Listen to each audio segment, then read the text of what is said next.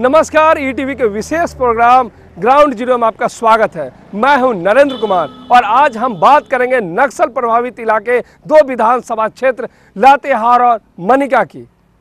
यहां जानने की कोशिश करेंगे कि जमीनी हकीकत इस इलाके की क्या है, विकास की गाड़ी कहां तक पहुंची है और यहां के जनप्रतिनिधि लोगों की अपेक्षाओं पर अब तक कितने खरे उतरे हैं और यहां के वोटर किस आधार पर अपने प्रत्याशियों का चयन करेंगे। इन सारी बातों को लेकर हम लंबी पड़ताल करेंगे। सबसे पहले चलते हैं हम लातेहार।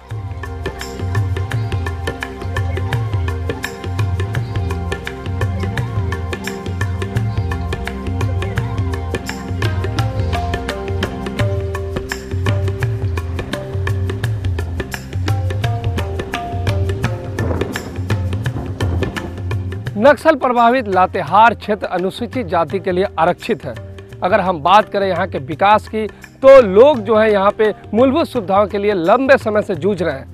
शिक्षा, स्वास्थ्य और सड़कों के हालात जो है बुरे हैं, लेकिन यहाँ की राजनीतिक पार्टियाँ जो हैं अपने अपने दावे ठोकने में पीछे नहीं हट रहे हैं।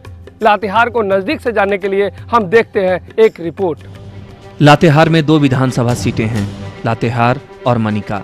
पहले चरण में इन दोनों सीटों के लिए 25 नवंबर को वोट डाले जाएंगे।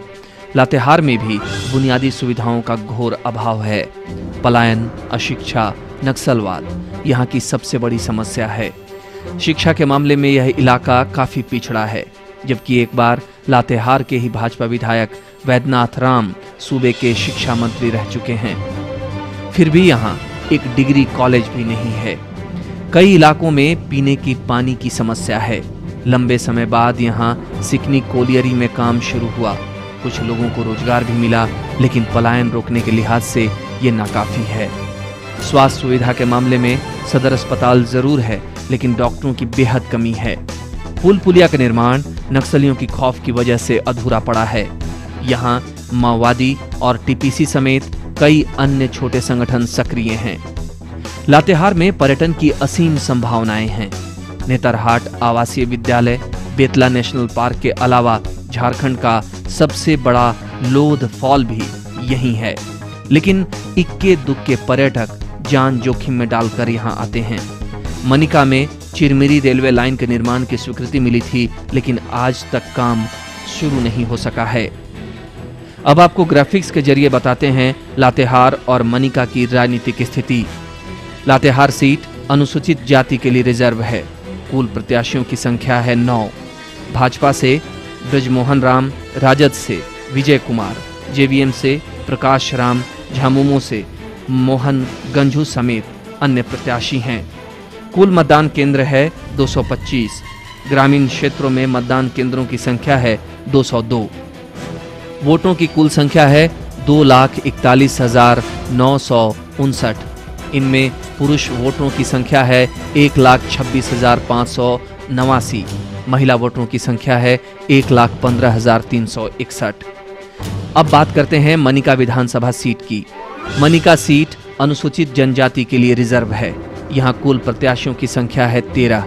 भाजपा ने हरिकृष्ण सिंह को उम्मीदवार बनाया है, जबकि राजद ने रामचंद्र सिंह, कांग्रेस ने मुनेश्वर उरांव और झामुमो ने शिल्पा कुमारी को टिकट दिया है। मनिका में कुल मतदान केंद्र हैं 207। सिर्फ एक मतदान केंद्र शहरी क्षेत्र के लिए है। यहाँ वोटों की कुल संख्या है 2,13,467। लातेहार सीट के लिए 2005 में हुए विधानसभा चुनाव में राजद के प्रकाश राम ने झामुमो के रामदेव गंझू को 5,398 मतों से पराजित किया था, लेकिन 2009 के चुनाव में भाजपा की टिकट पर उतरे वैद्यनाथ राम ने राजद विधायक प्रकाश राम को 438 मतों से मात देकर इस सीट पर कब्जा जमाया था। लेकिन कुछ विवादों की वजह से वैद्यनाथ राम को भाजपा ने किनारा लगा दिया और इस बार ब्रजमोहन राम को प्रत्याशी बनाया है। मनिका में 2005 में हुए चुनाव में राजद के रामचंद्र सिंह ने झामुमो के डॉक्टर दीपक उरांव को 9,883 मतों से मात दी थी, लेकिन 2009 के चुनाव में समीकरण बदल गया और भाजपा के हरिकृष्ण सिंह ने इस सीट पर कब्जा जमा लिया। हरिकृष्ण सिंह ने जेवीएम के साथ गठबंधन के तहत मैदान में उतरे कांग्रेस प्रत्याशी रामेश्वर उरांव को 1,769 मतों से पराजित किया था। रिपोर्ट में आपने देखा कि लातेहार किस तरीके से विकास के लिए जद्दोजहद कर रहा है। यहाँ मूलभूत सुविधाएं नाम मात्र हैं, सरकारी तंत्र जो है वो पूरी तरीके से यहाँ ध्वस्त नजर आ रहा है और नक्सल प्रभावित इलाका जो है आज विकास से कोसों दूर हो गया है। अब वक्त हो गया एक छोटे से ब्रेक का। ब्रेक के बाद हम लातेहार और मनिका के लोगों से जानेंगे कि उनकी अपेक्षाएं क्या क्या हैं और वो प्रत्याशियों के प्रति किस तरीके की सोच रखते हैं।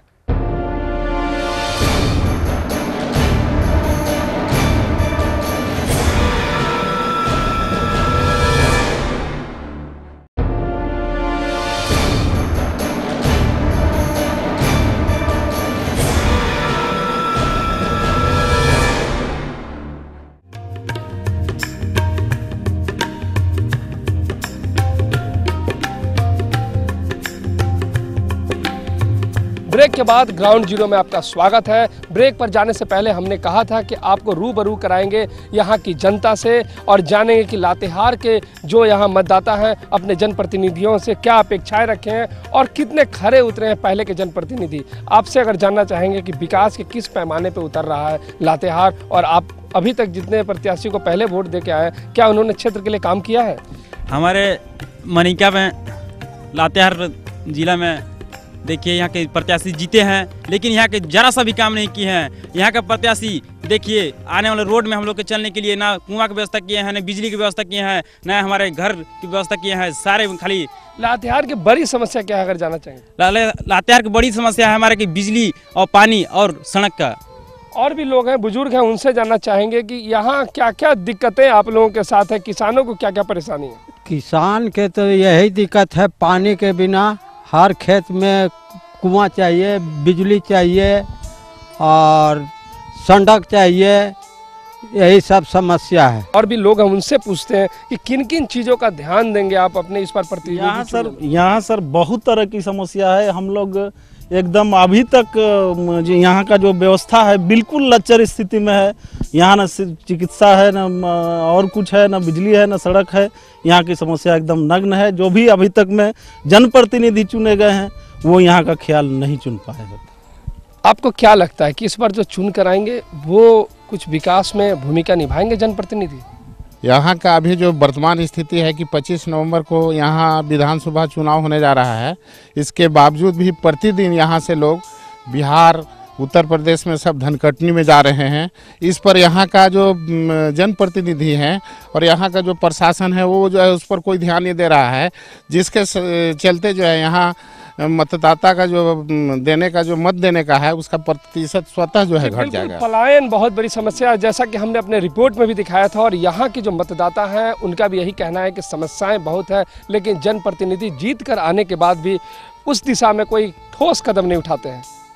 अब ये बात रही लातेहार की, अब हम चलते हैं मनिका में जानेंगे कि वहाँ के मतदाता क्या सोचते हैं अपने प्रतिनिधि के बारे में और वहाँ के विकास का क्या हाल है।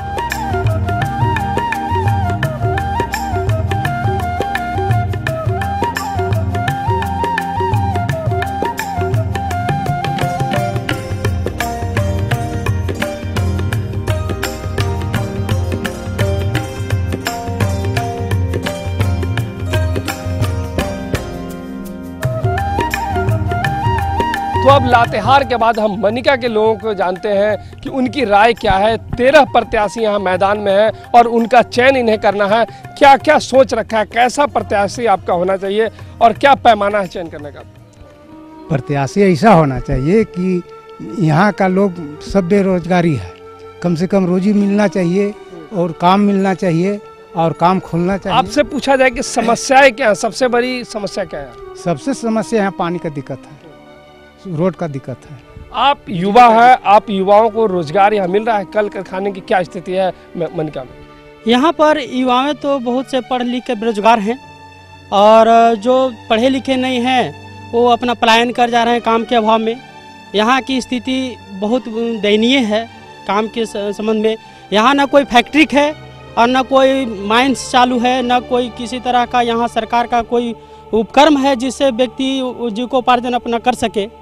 यहाँ का पब्लिक, यहाँ का जो गरीब गुरबा हैं वो दूसरे राज्यों में, दूसरे क्षेत्रों में पलायन कर रहे हैं। बिल्कुल, पलायन एक बहुत बड़ी समस्या है और भी लोग हैं उनसे जानते हैं। आप बताएंगे कि क्या दिक्कत आप लोगों को होती है गांव में? हम लोग को क्या दिक्कत है सर, बहुत पानी पत्थर का दिक्कत है, खेती बाड़ी हो ही नहीं रहा है। गरीब आदमी है, हम लोग के बाल बच्चे हैं, सब कहीं बाहर घर निकल के काम उम करते हैं, और क्या बोले। रोड अच्छा नहीं है, जाने स्कूल जाने में दिक्कत होता है। तो बिल्कुल यहाँ शिक्षा, स्वास्थ्य, सड़क, बिजली, पानी सभी समस्याएं व्याप्त है, लेकिन जनप्रतिनिधि यहाँ जीत कर जाते हैं यहाँ से और दोबारा क्षेत्र में दिखाई नहीं देते हैं। अब वक्त हो चुका है छोटे से ब्रेक का। ब्रेक के बाद हम बताएंगे कि लातेहार और मनिका के प्रत्याशी क्या यहाँ के बारे में सोचते हैं।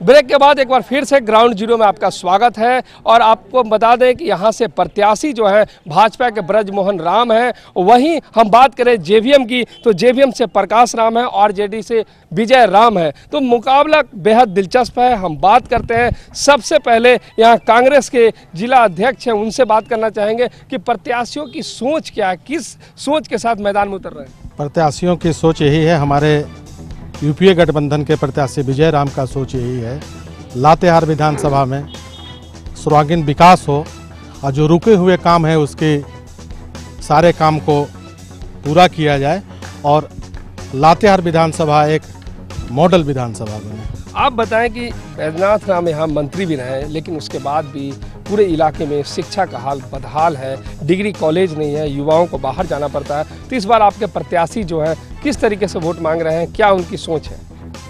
देखिए, जहाँ तक हमारे शिक्षा मंत्री की बात है, शिक्षा मंत्री के कार्यकाल में हमारा जो है सो डिग्री कॉलेज के यहाँ पर शिलान्यास हुआ, उसका कार्य प्रारंभ हो चुका है।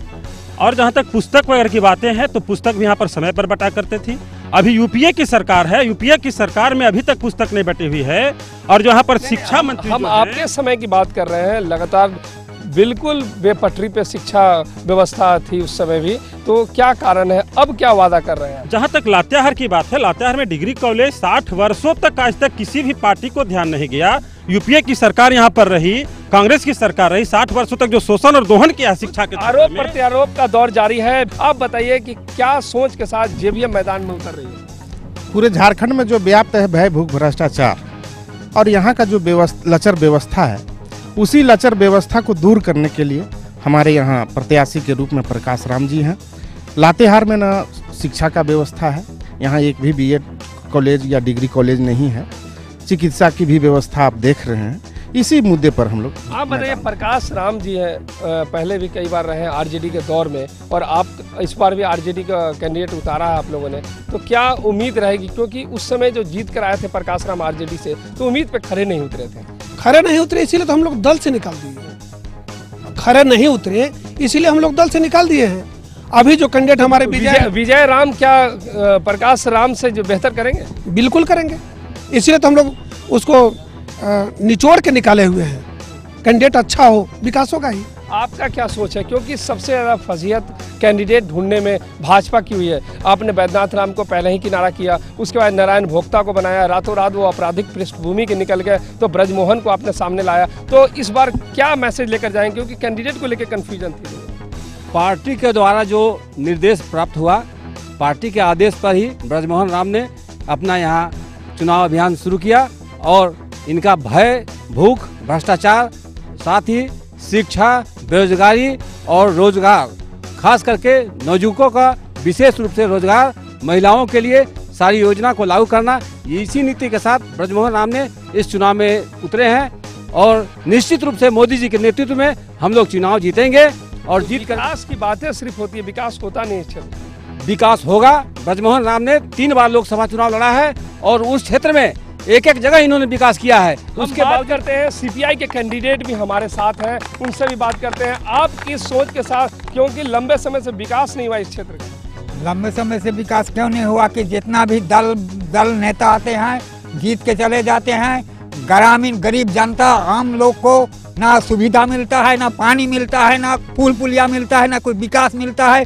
गरीब जनता भटक रहा है, पानी दुखे, रोड पुलिया दुखे, या भूख भाट दुखे, छछंदा जो पलायन चला जा रहा है। बिल्कुल, पलायन की बहुत बड़ी समस्या है। आप निर्दलीय उम्मीदवार हैं, तो कैसे चुनौती देंगे? इतने बड़े बड़े दल है, क्षेत्रीय दल है, तो अपने आप को कैसे खड़े रखेंगे और लोगों तक मैसेज कैसे पहुंचा रहे हैं? देखिए, ये चुनौती तो जनता देगी, है ना, वोट के माध्यम से। जितने भी अभी जो विधायक हुए हैं, जो आज 14 साल जो हमारा झारखंड अलग हुआ, जस के तस है, इतना संपत्ति रहते हुए भी, और हमारे गरीबों का अभी ना अच्छा से रोजगार है, बाहर चले जा रहे हैं, बेरोजगारी के अभाव में वो बाहर चले जा रहे हैं, कुछ जंगल धर ले रहे हैं। बिल्कुल, हम आपको लातेहार से सीधा मनिका ले चलेंगे और जानने की कोशिश करेंगे कि मनिका विधानसभा क्षेत्र का हाल क्या है।